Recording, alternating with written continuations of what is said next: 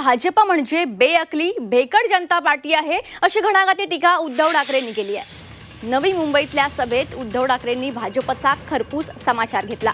तसंच शिवसेना नाव आणि पक्ष चिन्हाच्या निकालावरून त्यांनी विधानसभा अध्यक्ष राहुल नार्वेकर यांच्यावर टीकेची झोड उडवली।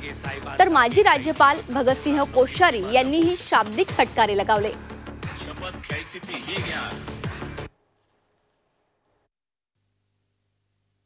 बेअकली जनता पार्टी, भेकड जनता पार्टी, कमळाबाई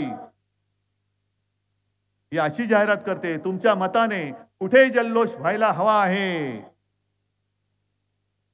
भारतात की पाकिस्तानात? तुमच्या पराभवाने माझ्या भारतामध्ये जल्लोष होणार आहे। भारतामध्ये अख्खा भारत जल्लोष करणार आहे। नकली सेना तुम्ही म्हणताय, याचा अर्थ अजूनही आपल्या शिवसेनेचा निर्णय हा सर्वोच्च न्यायालयाने दिलेला नाही। सर्वोच्च न्यायालयामध्ये आपली केस चालू आहे।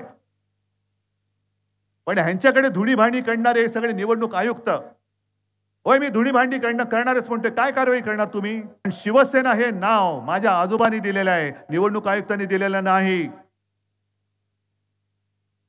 तुम्ही माझं चिन्ह चोरून देऊ शकता, कारण तो चिन्ह देणं हा तुमचा अधिकार आहे।